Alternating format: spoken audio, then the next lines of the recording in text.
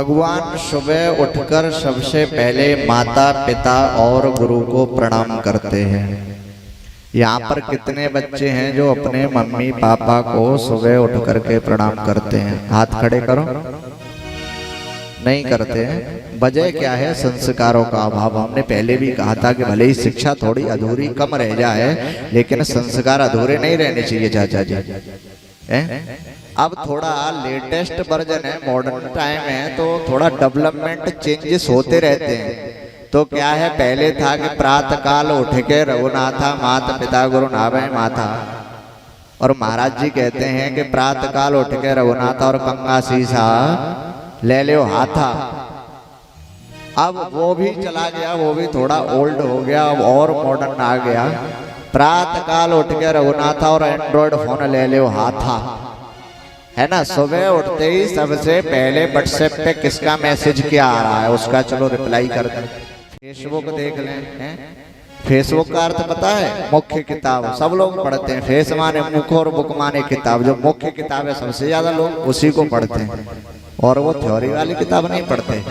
अब संस्कारों के अभाव में प्रणाम करने के तरीके हमने पहले भी बताए थे कि पुरुष को चाहिए कि साष्टांग प्रणाम करे, जिसमें जमीन पर सीधा लेट करके 8 अंग पृथ्वी से स्पर्श करें। यह तरीका होता है प्रणाम करने का। नहीं तो इस प्रकार से हाथ रखें, बायां हाथ बाएं चरण में, दायां हाथ दाएं चरण में, और मत्था टेक करके प्रणाम करें।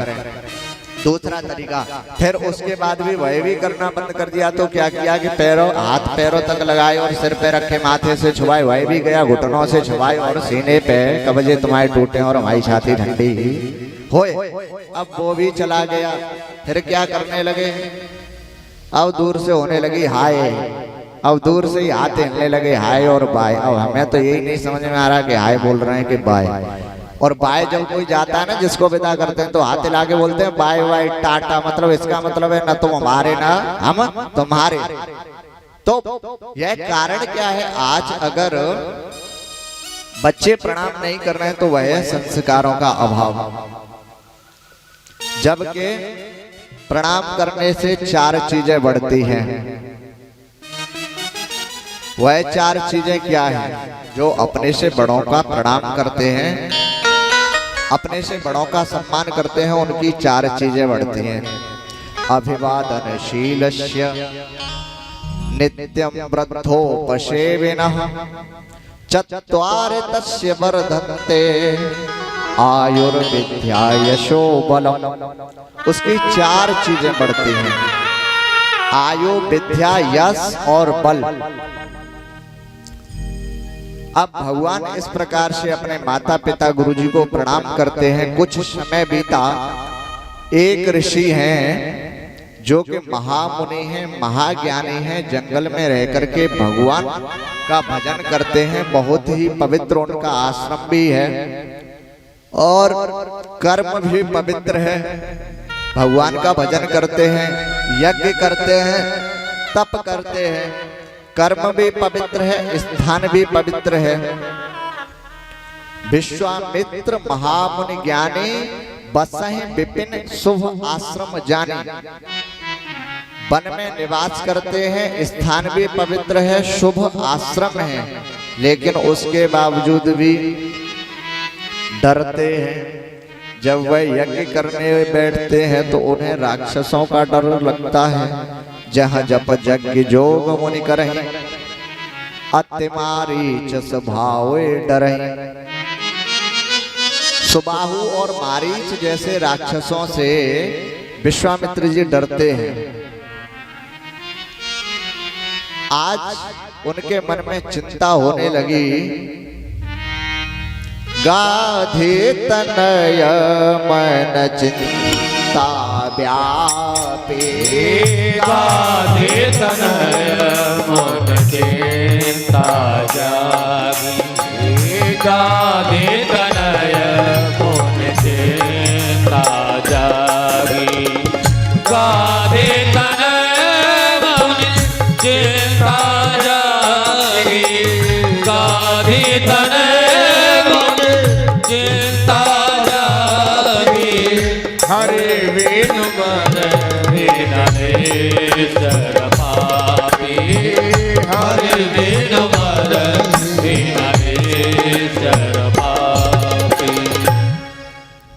विश्वामित्र जी को चिंता होने लगी कि ये राक्षस बिना भगवान के नहीं मर सकते। वह विचार कर ही रहे थे, तब तक उनको याद आ गया कि भगवान का अवतार तो हो गया है। दशरथ जी के यहाँ भगवान का अवतार हो गया है, अब तो वह बड़े भी हो गए हैं। तो सोचा कि चलो दर्शन करते हैं, इस बहाने से भगवान के दर्शन भी हो जाएंगे और अपने कार्य को सिद्ध करने के लिए हम भगवान को बुला करके अपने साथ ले आएंगे। ऐसा विचार करके विश्वामित्र जी राजा दशरथ के पास चले। विश्वामित्र जी जैसे ही राजा के महल में पहुंचे, राजा ने देखा कि संत पधारे हैं। बहुत स्वागत सत्कार सम्मान किया और ऋषि को आसन दिया, अनेक प्रकार के व्यंजन बनवाए, बहुत सुंदर तरीके से ऋषि को भोजन कराया। राजा ने पूछा, मुनिवर आपके आगमन का कारण क्या है? हमारे लिए कोई सेवा आज्ञा है तो बताओ। विश्वामित्र जी बोले कि हमें राक्षस बहुत परेशान करते हैं। अच्छा, आपको राक्षस परेशान करते हैं तो चलो मैं धनुष बाण लेकर के चलता हूँ, मैं चलता हूँ, सेना लेकर के चलता हूँ, बता देना मुझे कौन परेशान करता है, उसको समाप्त कर दूंगा। विश्वामित्र जी बोले मुझे आपकी जरूरत नहीं है। फिर बोले अपने 2 बेटे मुझे दे दो। कौन कौन से? राम और लक्ष्मण। अरे नहीं ऋषिवर, आपको याद होना चाहिए कि मैंने बुढ़ापे में चौथेपन में 4 पुत्र प्राप्त किए हैं, उनमें से भी आप 2 ले जाओ। दशरथ जी कह रहे हैं कि राम देत नहीं बनई गुसाई। राम जी को देते हुए नहीं बनता। आपको नहीं लगता कि मैं राक्षसों को मार दूंगा? विश्वामित्र जी बोले मुझे पता है राजा, मुझे तुम पर कोई संदेह नहीं है, तुम निसंकोच राक्षसों का वध कर सकते हो, उन्हें मार सकते हो, फिर मुझे क्यों नहीं ले जा रहे? बोले मैं मारने वाला नहीं, मुझे तारने वाला चाहिए, मुझे राम और लक्ष्मण दे दो। राजा दशरथ बोले कि आपको जमीन चाहिए, जमीन ले लो, धन चाहिए धन, और ब्राह्मणों को, ऋषि मुनियों को, संतों को गाय चाहिए दूध पीने के लिए, गाय ले लो, जो कुछ चाहिए। अगर तुम कहो कि पूरा अयोध्या का राज्य मुझे दे दो तो मैं सब कुछ छोड़ दूंगा, अपना राजपाट भी तुम्हें दे दूंगा, लेकिन राम को नहीं दे सकता। बोले ठीक है, तो तुम सब अपना अपने पास रखो, हमें कुछ नहीं चाहिए। तब तक गुरुदेव वशिष्ठ जी आए। वशिष्ठ जी ने देखा तो पूछा क्या बात है राजन? कहा कि गुरुदेव भी इस प्रकार से राम लक्ष्मण को लेने आए हैं। तो गुरुदेव वशिष्ठ ने कहा कि दे दो। राजा ने गुरुदेव की आज्ञा मानी और राम लक्ष्मण को विश्वामित्र जी के साथ विदा किया। विश्वामित्र जी से कहा कि ये दोनों मेरे प्राण हैं और मैं आपको सौंप रहा हूं, आज से आप ही इनके माता पिता हैं, सबरी जिम्मेदारी आपकी ही है अब इनकी। अच्छा ठीक है। भगवान राम और लक्ष्मण जी विश्वामित्र जी के साथ जाते हैं। दोनों ही बहुत सुंदर हैं, श्याम गौर सुंदर दो भाई। विश्वामित्र महानिधि पाई।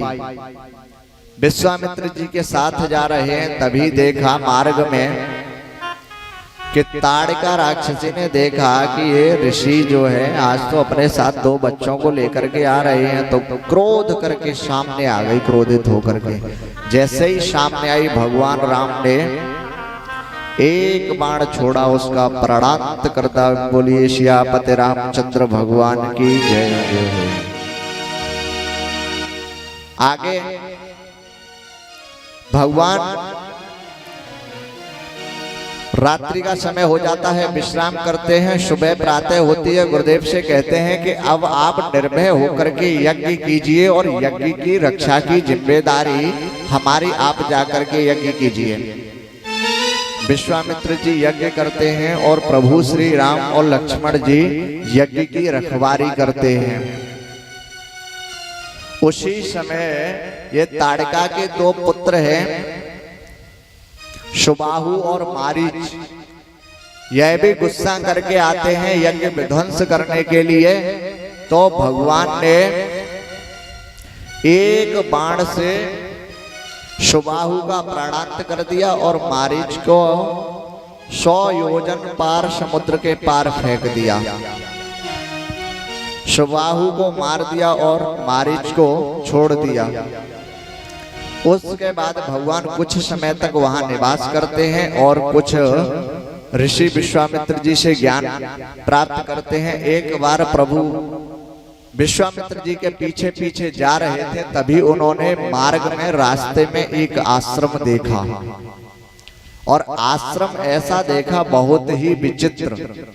आश्रम में न तो कोई साधु संत है, कोई वहां नजर नहीं आ रहा। साधु संत की कौन कहे, वहां पर तो खग मृग जीव जंतु तह नाही। आश्रम एक दीघ मगमाही। रास्ते में जो आश्रम दिखाई दिया वहां पर खग मृग जीव जंतु पशु पक्षी भी नहीं है। ऐसा विचित्र आश्रम। तो भगवान ने पूछ लिया कि भगवान ये कैसा आश्रम है, यहाँ पर कोई नजर नहीं आ रहा। तभी एक पत्थर की शिला भगवान को नजर आ जाती है। तो भगवान पूछते हैं विश्वामित्र जी से, गुरुदेव ये पत्थर की शिला कैसी पड़ी है? गुरुदेव ने कहा, राम इस पत्थर की शिला पर कोई इसकी तरफ देखता नहीं है, लेकिन तुम उसे क्यों देख रहे हो? राम जी बोले, क्या करें गुरुदेव, हमारा स्वभाव ही कुछ ऐसा है, जिसे कोई नहीं देखता उसे हम देखते हैं। जिसका कोई नहीं होता उसका भगवान होता है ना। कहते हैं सुनेरी मैंने निर्बल के बलराम।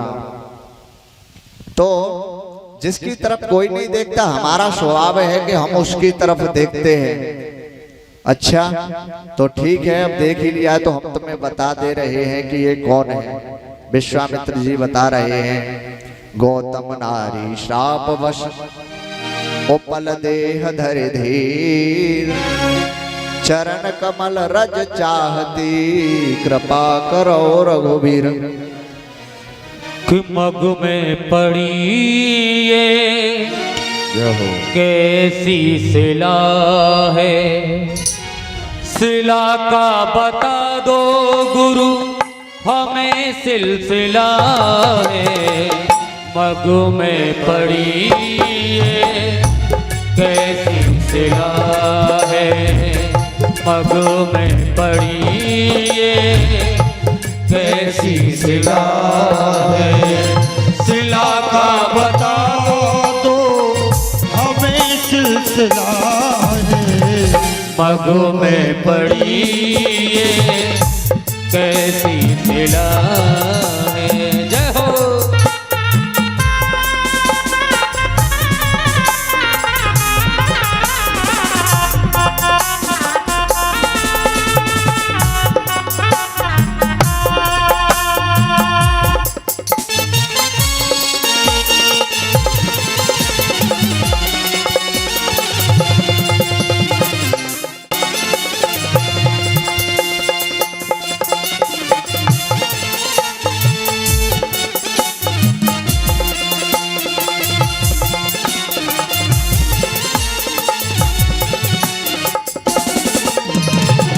पत्थर बनिए कैसे शिला में बता दूं, पत्थर बनिए कैसे शिला ये बता दो। नारी बनिए कैसे शिला में बता दूं, नारी बनिए कैसे शिला में बता दो। पत्थर बनिए कैसे शिला में बता दूं, नारी बनिए कैसे शिला में बता दूं। श्राप बस पत्थर बनी नारी अहिल्या है, शिला का सुनो बेटा यही सिलसिला है। शिला का तो यही सिलसिला है। मग में पड़ी सिला है, मग में पड़ी ये कैसी सिला है। राम जी ने पूछ लिया कि गुरुदेव यह पत्थर की शिला कैसी है, बता दिया कि एक बार देवराज इंद्र ने कपट किया और इस प्रकार से इनके साथ छल किया गया है और गौतम ऋषि जी की पत्नी है ये अहिल्या, और गौतम ऋषि ने श्राप दे दिया जिसकी वजह से ये पत्थर की शिला बनकर के आज मार्ग में पड़ी है। फिर यह क्या चाहती हैं, कहा कि भगवान ये आपके चरणों की धूल का स्पर्श चाहती है, अगर आपके चरण की धूल इनके माथे से स्पर्श करा दी जाए तो इनका उद्धार हो जाएगा। भगवान राम बोले गुरुदेव इस काम को आप कीजिए, मैं क्यों करूं, मैं क्षत्रिय हूं और क्षत्रिय को ब्राह्मणों के चरणों में सिर झुकाना चाहिए। गुरुदेव बोले मैं छुपा देता अगर मेरे चरण स्पर्श से इसका उद्धार हो जाता, लेकिन केवल तुम ही इसका उद्धार कर सकते हो। राम जी ने कहा फिर भी गुरुदेव ब्राह्मण नारी है और हमारा धर्म है कि ब्राह्मण के चरणों में शीश झुकाएं, न कि अपने चरण ब्राह्मण के सिर से स्पर्श कराएं। विश्वामित्र जी बोले कि देख लो अगर उद्धार करना है तो यह करना ही पड़ेगा। भगवान ने कहा ठीक है। भगवान ने अपने चरणों की धूल का स्पर्श जैसे ही माता अहिल्या के सिर से स्पर्श किया तैसे ही वह सुंदर नारी बन करके प्रकट हो गई। बोलिए प्रभु श्री राम की जय हो। अब अनेक प्रकार से भगवान की स्तुति वंदना करने के बाद माता अहिल्या अपने पति लोक को चली जाती हैं। आगे गोस्वामी जी लिखते हैं चले राम लक्ष्मण मुनि संग, चले राम लक्ष्मण मुनि संगा, चले राम लक्ष्मण मुनि संगा, चले राम लक्ष्मण मुनि संगा, चले राम लक्ष्मण मुनि संगा, गए जहाँ जग पावन गंगा, गए जहाँ जग पावन गंगा, गए जहाँ जग पावन गंगा। अब देखिए भगवान जब विश्वामित्र जी के साथ चले थे तो हर्ष चले मुनिवर के संगा, बड़ी खुशी के साथ चले थे, लेकिन अब भगवान उदास हो गए। चले यहाँ पर खुशी नहीं लिखी गोस्वामी जी ने, चले राम लक्ष्मण चल दिए। कहाँ गए? क्योंकि भगवान को लगा कि जिन ब्राह्मणों के चरण मुझे छूने चाहिए, आज किसी कारणवश मुझे अपने चरण का स्पर्श उन ब्राह्मणों को कराना पड़ रहा है, उस ब्राह्मण की पत्नी को कराना पड़ा, तो अब उसी कि मुझे पाप लगेगा, उसी पाप के प्रायश्चित के लिए भगवान स्वयं आज गंगा जी के पास पहुंच गए। चले राम लक्ष्मण मुनि संगा, गए जहां जग पावन गंगा, गंगा जी में उसी पाप का प्रायश्चित करने के लिए भगवान गए हैं। और विश्वामित्र जी ने वह कथा भगवान को सुनाई है जिस वजह से गंगा जी धरती पर आई। आगे भगवान गुरुदेव की सेवा करते हैं, गुरुदेव के पास रहते हैं। शाम का वक्त होता है, संध्या बंदन के बाद गुरुदेव की पूजा आरती अर्चना वंदना के बाद भगवान गुरुदेव के चरण दबाने लगते हैं। दोनों भाई गुरुदेव विश्वामित्र जी के चरण दबाते हैं।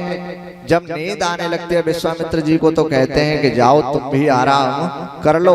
तो गुरुजी को प्रणाम कर करे राम जी विश्राम करने लगते हैं और लक्ष्मण जी उनके चरण दबाने लगते हैं।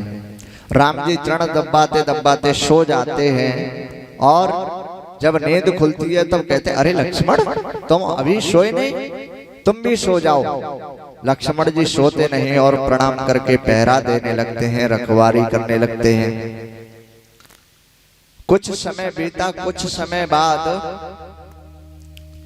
इधर विदेह नगर राजा जनक की नगरी में एक उत्सव की तैयारी हो रही है, यज्ञ महोत्सव की। तो यज्ञ महोत्सव की तैयारी हो रही है, धनुष यज्ञ की। जगह जगह निमंत्रण भेजे जा रहे हैं।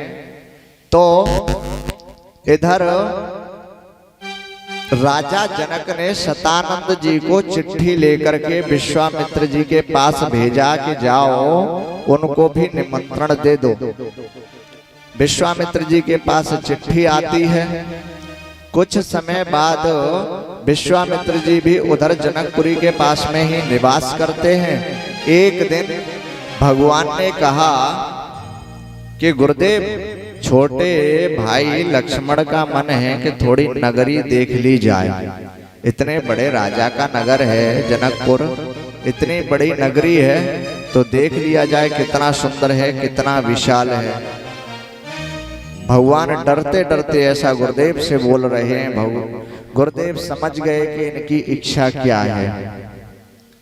गुरुदेव ने आज्ञा दी कि जाओ, जाय देखा मऊ नगर, सुख निदान दोए भाई, करो सुफल सबके नयन, सुंदर बदन दिखाए।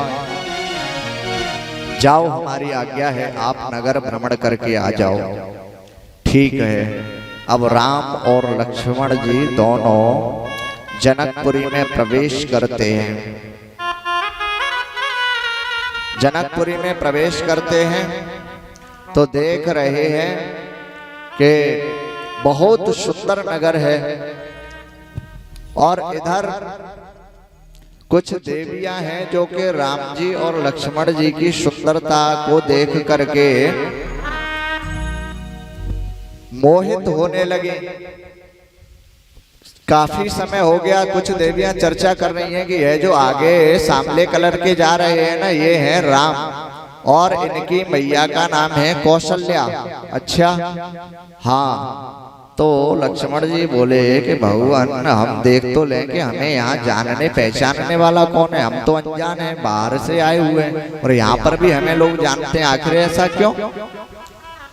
राम जी ने इशारा किया, बोले नहीं लक्ष्मण, हम मर्यादा पुरुषोत्तम बन करके आए हैं, जगत को शिक्षा देनी है, और हम किसी की तरफ नजर उठा करके नहीं देख सकते। केवल जितना देखने के लिए आए उतने देखो और वापस गुरुदेव के पास चलते हैं।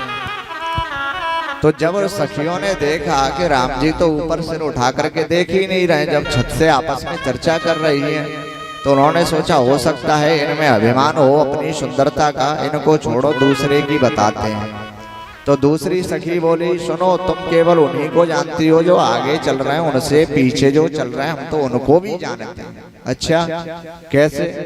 बोली, सुन सखिता सुमित्रा माता, वो जो पीछे गोरा सा जो लड़का चल रहा है उसकी मैया का नाम सुमित्रा है। अरे तुम जानती हो इन्हें? हाँ, बहुत अच्छे से जानते हैं।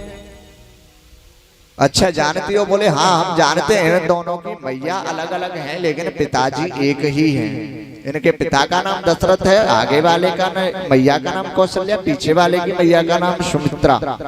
अब लक्ष्मण जी बोले, भगवान, अब तक तो आपके बारे में चर्चा हो रही थी, अब तो हमारे बारे में भी चर्चा हो रही है, और हम भला ये भी न देखें कि हमारी चर्चा करने वाला है कौन। देख तो लें एक बार कौन है जो हमें जानता है, हमारे बारे में चर्चा की जा रही है। राम जी ने मना कर दिया कि लक्ष्मण, नहीं, नजर उठा के नहीं देखना है। कहते हैं राम कृष्ण दो एक हैं, अंतर नहीं निमेष, इनके नयन गंभीर हैं, उनके चपल विशेष। राम जी मर्यादा पुरुषोत्तम बन करके आए हैं, जगत को शिक्षा देनी है, मर्यादा क्या होती है, लज्जा क्या होती है। अब यहीं पर अगर कृष्ण भगवान होते तो वो क्या करते? तिरछी नजर से सब पर नजर डालते, ऊपर नीचे आगे पीछे दाएं बाएं सबको पागल कर देते। है वह यह हाल कर देते। लेकिन राम जी हैं जो कि नजर उठा के ऊपर नहीं देखते, चाहे उनके बारे में कुछ भी चर्चा की जाए। लेकिन अब राम जी को लगने लगा कि बहुत देर हो गई हमको घूमते घूमते, शाम का टाइम होने वाला है, गुरुदेव गुस्सा करेंगे, अब लौट करके चलना चाहिए।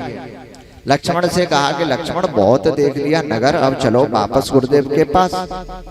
अब वापस गुरु जी के पास डरते डरते दोनों भाई पहुंचे, कहीं गुरुदेव गुस्सा न करें, डांट न लगा दें, कुछ उल्टा सीधा न बोले। गुरुदेव को जाकर के प्रणाम किया, प्रणाम करके गुरुदेव ने आशीर्वाद दिया, रात्रि शयन किया। अब गुरुदेव ने कहा सुबह जब हुई कि जाओ यहाँ पर पास में एक बहुत सुंदर बगीची है और उसमें से सुंदर सुंदर फूल हमारी पूजा के लिए तोड़ करके ले आओ। अच्छा, अब राम जी और लक्ष्मण जी दोनों प्रणाम करके उस बगीची में जाते हैं जो कि राजा जनक की ही बगीची है, जिसमें बहुत सुंदर सुंदर फूल लगे हुए हैं।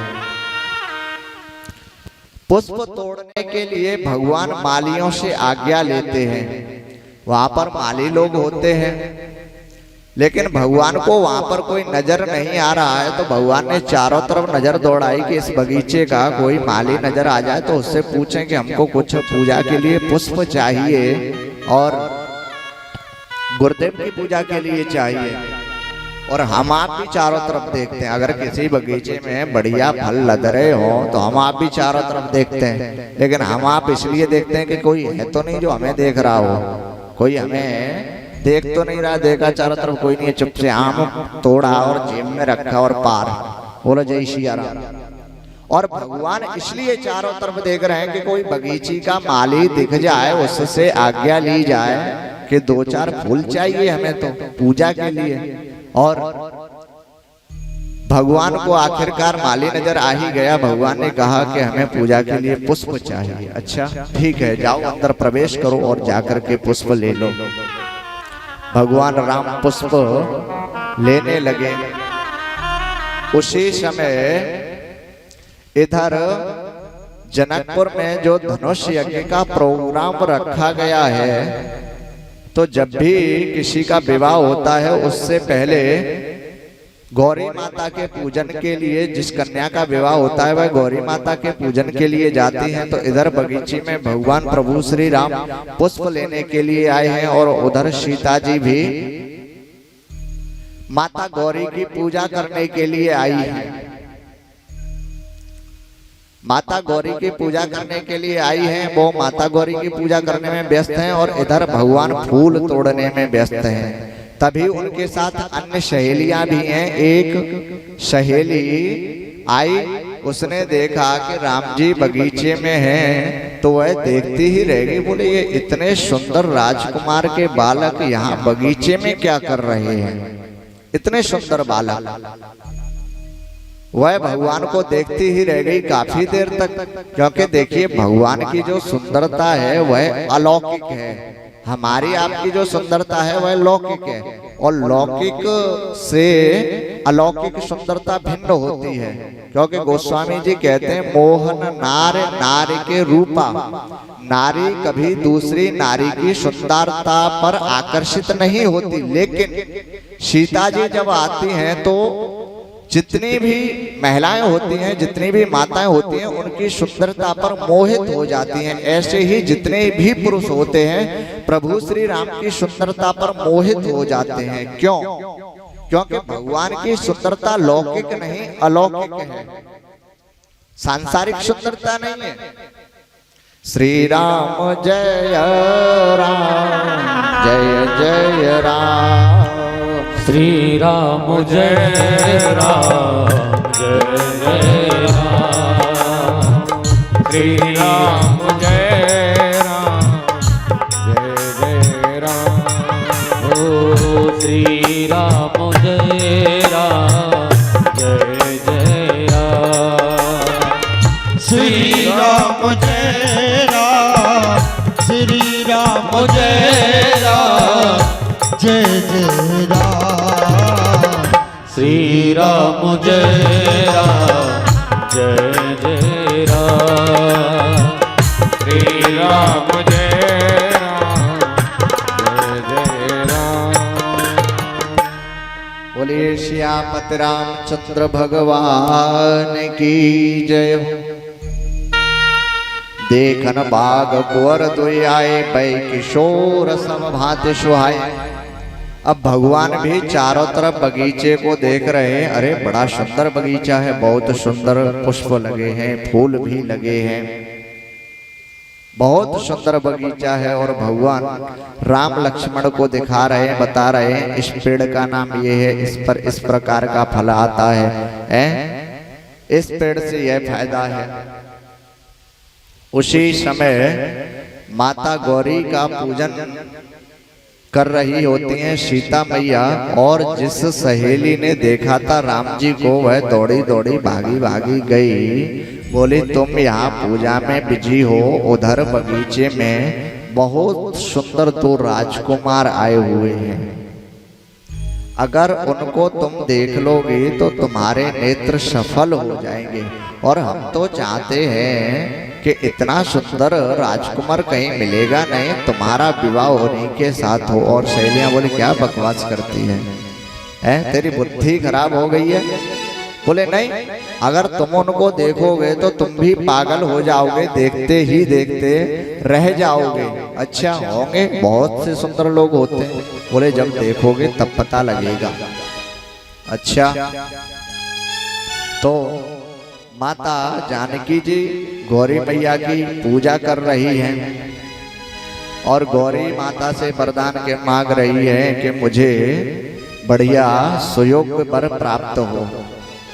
इधर जब मैया ने सुना कि कोई सहेली कह रही है कोई दो सुंदर राजकुमार आए हुए हैं, अच्छा चलो देखते हैं, दर्शन कर लेते हैं उनके भी कैसे राजकुमार हैं। तो स्वयं सीता मैया दर्शन करने के लिए आई है। देख कर राम जी को जनक नंदिनी, और देख कर राम जी को जनक नंदिनी, बाग में वो खड़ी की खड़ी रह गई। देख कर राम जी को जनक नंदिनी, देख कर राम जी को जनक नंदिनी, बाग में वो खड़ी की खड़ी रह गई। राम देखे सिया और सिया राम को, राम देखे सिया और सिया राम को। चारों अखियां लड़ी की लड़ी रह गई। देख कर राम जी को जनक नंदिनी। जय हो।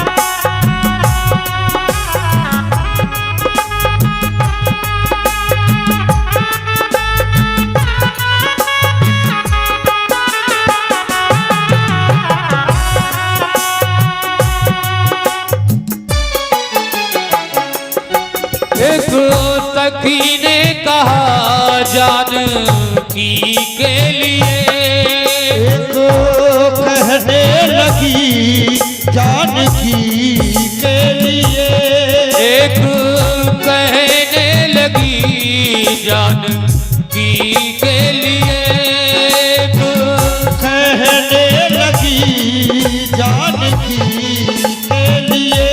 और रच दिया है विधाता ने जोड़ी सुगर, रच गई है विधाता ने जोड़ी सुगर। पर धनुष कैसे तोड़ेंगे सौंदर्य कुंवर, पर धनुष कैसे तो कोमल कुंवर। मन में शंका बनी की बनी रह गई। देख कर राम जी को जनक नंदन।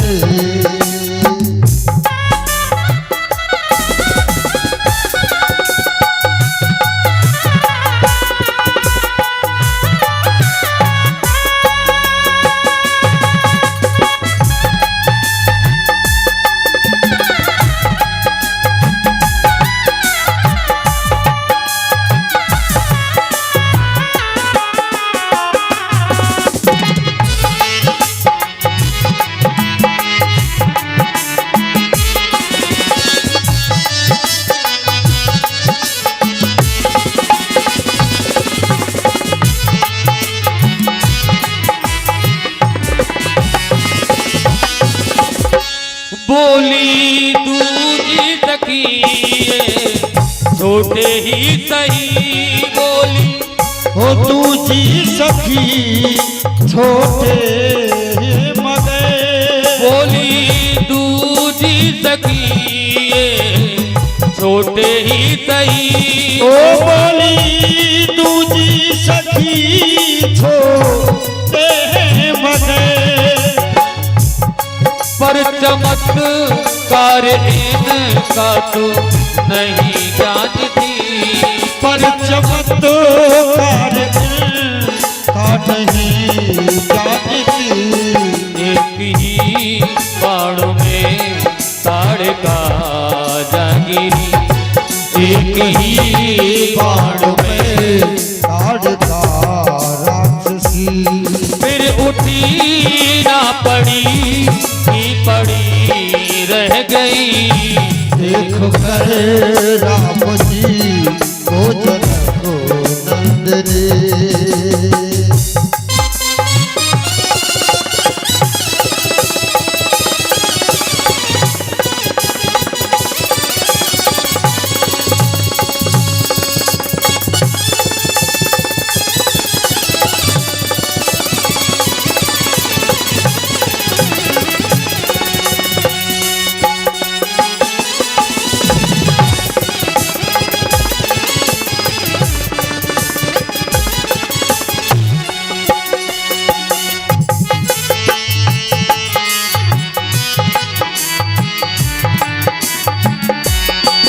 देख कर राम जी को जनक नंदिनी। बाग में वो कड़ी की कड़ी रह गई। राम देख सिया और सिया राम को। राम देख सिया को और सिया राम को। चारों की क्या लड़ी रह गई। देख कर राम जी वो जनक नंदिनी। देख कर राम जी वो जनक नंदिनी। बाग में वो खड़ी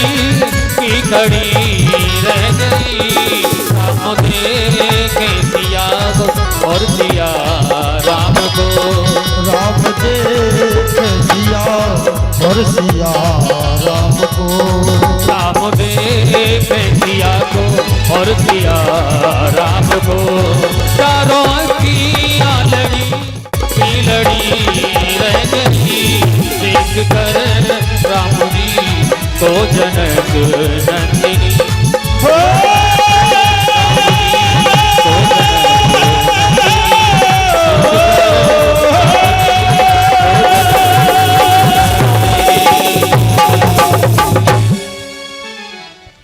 बोली सियावर रामचंद्र भगवान की। देखिए ये आपके सामने नेताजी मोहन नेताजी समस्तपुर निवासी हमारे रिश्ते में बाबा जी लगते हैं। मंच पर व्यास पीठ का स्वागत करते हैं। जोरदार तालियों से इनका भी अभिनंदन करें। इससे पूर्व में जो आए थे वो हमारे खास ताऊ जी सतप्रकाश गौतम, वो आशीर्वाद दे करके कि उनके लिए भी जोरदार तालियों से आप सभी अभिनंदन करें। और आप अपने कीमती समय को देकर के यहाँ पर आए हैं, बहुत बहुत साधुवाद। देखिए, जब से कथा प्रारंभ हुई है तब से जो सहयोग राशि इस कथा में आई है, अच्छा 10 रुपए सभी हमारे संगीत भाई बंधुओं को हमको भी भेंट करते, दोबारा से जोरदार तालियां। इस कथा में जो सहयोग राशि आई है, सबसे प्रथम सहयोग राशि ऑनलाइन के माध्यम से आई थी, वो जिनका नाम है कृष्णपाल गौतम, हमारे चाचा जी 5100 रुपए की सहयोग राशि, जोरदार तालियां। दूसरी सहयोग राशि सुशील गौतम, ये बाबा जी 2100 रुपए की, जोरदार तालियां, ये भी ऑनलाइन। और श्री प्रदीप गौतम 2100 रुपए की, इनकी भी जोरदार तालियों से अभिनंदन करें। और श्री सोनपाल उर्फ सोनू सन ऑफ चंपाराम गौतम, हमारे जो परबाबा लगते हैं, उनकी 2100 रुपए की सहयोग राशि, जोरदार तालियां। और कल जो सबसे बड़ी बूढ़ी अम्मा अपने गांव की 1100 रुपए की सहयोग राशि आई, उनके लिए भी जोरदार तालियां। और कल कथा के बाद में ऑनलाइन ही हमारे चाचा जी जितेंद्र गौतम हाथरस जो रहते हैं, 2500 रुपए की सहयोग राशि आई है, जोरदार तालियां। तो जो भी भक्तजन सहयोग करना चाहते हैं, वैसे ठाकुर जी की कृपा है, जो कुछ भी होगा वो देखा जाएगा, लेकिन जिसकी स्वेच्छा हो, किसी को दबाव नहीं, किसी को प्रेशर नहीं, जिसकी स्वेच्छा से जो आप सहयोग करना चाहते हैं इस कथा में। और इस कार्यक्रम को मेरा लक्ष्य है अच्छे ढंग से, अच्छे तरीके से बहुत ऊंचाई की ओर ले जाने का, और आप लोग इसी प्रकार से अपना स्नेह प्रदान करते रहे, आशीर्वाद बनाए रखें। तो जिस किसी को भी माला पगड़ी स्वागत के लिए चाहिए, वो मंच से ले सकते हैं, ठीक है। हाँ, बाजार के रेट से कम मिल जाएगी, और नहीं, ठीक है। आप भी आए, आपका भी व्यासपीठ से स्वागत हो, हमारी ये इच्छा है। श्री राधे, जय श्री राधे। अब हम चलते हैं कथा की ओर, और बहुत सुंदर आप कथा सुन रहे हैं। श्री राम और सीता के विवाह की तैयारियां और दोनों की मुलाकात उस पुष्प वाटिका में हो रही है। ब्रह्म और शक्ति का दोनों का मिलन उस पुष्प वाटिका में हो रहा है, और किस तरीके से हो रहा है, आइए उस चर्चा को हम सुनिएगा। आइए एक भजन हमारे वीरेश भैया के मुखारबिंद से, उसके बाद आगे की चर्चा। और कुछ ही क्षण पश्चात आपके सामने बड़ी सुंदर झांकी होगी, उसका भी आप सभी दीदार करेंगे, दर्शन करेंगे। श्री राधे, श्री राधे।